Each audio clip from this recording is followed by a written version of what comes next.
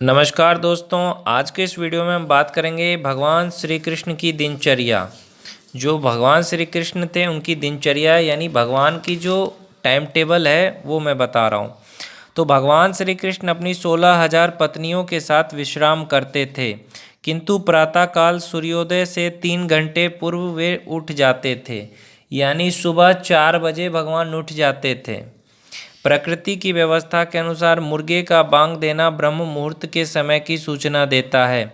घड़ियों की कोई आवश्यकता नहीं है। जैसे ही मुर्गा प्रातःकाल बांग देता है, हमें समझ लेना चाहिए कि अब उठने का समय हो चुका है। उस ध्वनि को सुनकर श्री कृष्ण शैया से उठ जाते थे, परंतु उनका प्रातः उठना उनकी पत्नियों को रुचिकर नहीं था। श्री कृष्ण की पत्नियां उनमें इतनी आसक्त थी कि सैया में वे श्री कृष्ण का आलिंगन किए रहती, परंतु जैसे ही मुर्गे बांग देते तो श्री कृष्ण की पत्नियां उदास हो जाती एवं मुर्गे की ध्वनि की निंदा करने लगती। मतलब जो उनकी पत्नी थी उनको गले लगा के सोती थी, तो जब सुबह सवेरे उठते थे तो उनको बहुत गुस्सा आता था कि यार सुबह हो गया। प्रत्येक राजमहल के उद्यान में पारिजात पुष्प लगे हुए थे, और पारिजात कोई कृत्रिम पुष्प नहीं है। स्मरण रहे कि श्री कृष्ण ने पारिजात वृक्षों को स्वर्ग से लाकर सभी महलों के उद्यानों में लगाया था।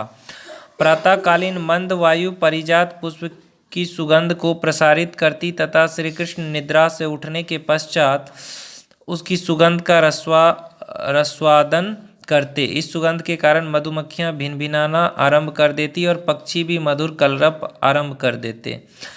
संपूर्ण रूप से उस ध्वनि को सुनकर ऐसा प्रतीत होता कि वंदीजन एकत्र होकर भगवान श्री कृष्ण की स्तुति करने में संलग्न है। यद्यपि श्री कृष्ण की प्रथम पत्नी श्रीमती रुक्मिणी देवी को ज्ञात था कि ब्रह्म मुहूर्त संपूर्ण दिवस का सर्वाधिक शुभ समय है, सुबह उठना सबसे अच्छा माना जाता है, तथापि ब्रह्म मुहूर्त के आगमन पर वे खिन्न हो उठती, क्योंकि वे श्री कृष्ण के इस संग का त्याग नहीं करना चाहती थी। श्रीमती रुक्मिणी देवी की खिन्नता के पश्चात भी ब्रह्म मुहूर्त का आगमन होते ही भगवान श्री कृष्ण उठ जाते। आदर्श गृहस्थ को भगवान श्री कृष्ण के इस आचरण से शिक्षा लेना चाहिए कि किस प्रकार उसे प्रातःकाल उठना चाहिए, चाहे वह कितनी भी सुविधाजनक स्थिति में क्यों न लेटा हो।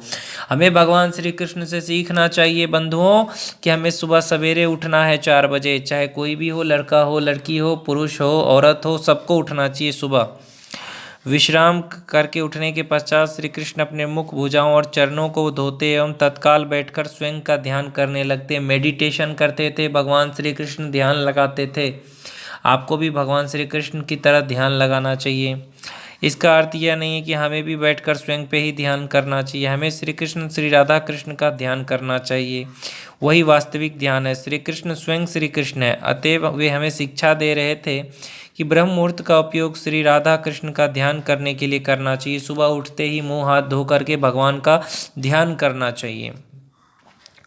ऐसा करने से भगवान श्री कृष्ण अत्यंत संतोष का अनुभव करते। उसी प्रकार से यदि हम ब्रह्म मुहूर्त का उपयोग श्री राधा और श्री कृष्ण पर ध्यान करने के लिए करेंगे तो हमें भी दिव्य आनंद का अनुभव होगा और हम संतुष्ट हो जाएंगे। प्रातःकाल हम यह भी चिंतन करें कि किस प्रकार श्रीमती रुक्मिणी तथा श्री कृष्ण ने आदर्श गृहस्थ के रूप में संपूर्ण मानव समाज को यह शिक्षा दी है कि हमें ब्रह्म मुहूर्त में उठकर तत्काल कृष्ण भावनामृत में संलग्न हो जाना चाहिए। श्री राधा कृष्ण के शाश्वत रूपों पर ध्यान करने तथा हरे कृष्ण महामंत्र का कीर्तन करने में कोई अंतर नहीं है। माला करके हरे कृष्ण कृष्ण कृष्ण हरे हरे, हरे राम राम राम हरे हरे। जय श्री कृष्ण चैतन्य प्रभु नित्यानंद श्री अद्वैत गदाधर श्रीवासादि गौर भक्त वृंदा का जाप करिए। जहाँ तक श्री कृष्ण के द्वारा ध्यान करने का प्रश्न है, तो उसके पास स्वयं पर ध्यान करे के अतिरिक्त कोई विकल्प नहीं था। ध्यान का विषय ब्रह्मा परमात्मा तत्व श्री भगवान होते हैं, परंतु श्री कृष्ण स्वयं तीनों हैं।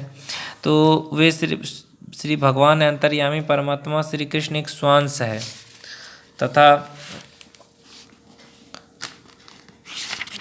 आपको ये बहुत ही लंबा चौड़ा है, लेकिन मैं आपको जल्दी जल्दी सुना देता हूँ। श्री कृष्ण की दिनचर्या, सुबह उठने का जो मैंने कहा वो आप लोग इस चीज़ को फॉलो करिएगा। उसके बाद ध्यान लगाना है। उसके बाद प्रभु अपने माता पिता को प्रणाम करते थे। उसके बाद कहा जाता है तो भगवान श्री कृष्ण के द्वारा भोजन करना एक ही है, मतलब ये सब करते थे भगवान श्री कृष्ण।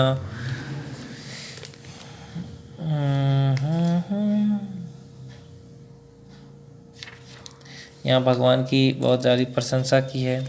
अब यहाँ पे बताया है, ध्यान के पश्चात श्री भगवान प्रातःकाल नियमित रूप से स्वच्छ शुद्ध जल में स्नान करते। देखो, सुबह उठ करके 4 बजे आपको उठ करके मुंह हाथ धो करके, ठीक है, भगवान का ध्यान करके, उसके बाद जब भगवान स्नान वगैरह करके माला जाप करने के पश्चात स्वच्छ वस्त्र धारण करें। सुबह उठ करके मुंह हाथ धो करके स्नान करके स्वच्छ अच्छा कपड़ा पहने साफ सुथरा, और उसके बाद भगवान का ध्यान करें। और उसके पश्चात स्वयं को चादर से ढकते फिर वैदिक धार्मिक कार्यालयों में स्वयं लग्न रहते। उसके बाद भगवत गीता 10 पेज पढ़ सकते हो या भागवत पुराण पढ़ सकते हो। उसके बाद क्या करते थे, भगवान गायत्री मंत्र का जाप करते थे। आदर्श गृहस्थ के रूप में श्री कृष्ण ने गृहस्थ के सभी धार्मिक कार्यों का यथारूप में पालन किया। उसके बाद भगवान ये सब करते थे, पूजा करते नियम जिसके द्वारा देवताओं और पूर्वजों को पूजा जाता है उसे तर्पण कहते हैं। किसी व्यक्ति के पूर्वज को भले ही किसी अन्य ग्रह पर शरीर ग्रहण करना पड़े, अपने पूर्वजों को प्रणाम करते थे, माता पिता को प्रणाम करते थे। गृहस्थ का यह कर्तव्य है कि अपने परिवार के सदस्यों को सुखी रखे एवं इस तर्पण प्रणाली का पालन करने से वह अपने पूर्वजों को भी सुखी रह सकता है। पूर्व अनुकरणीय गृहस्थ होने के रूप में भगवान श्री कृष्ण इस तर्पण प्रणाली का पालन करते तथा अपने परिवार के ज्येष्ठ सदस्यों की वंदना करते। उसके बाद भगवान दान करते थे, ब्राह्मणों को गौ दान करते थे। जैसे आप सुबह उठ करके गए, गाय को रोटी खिलाओ, कुत्ते को बिस्कुट खिलाओ, पक्षियों को खिलाओ आटा, तो इस तरह से आप कर सकते हैं। इस तरह से भगवान करते थे ये सब। उसके बाद भगवान अपने कामों में लग जाया करते थे।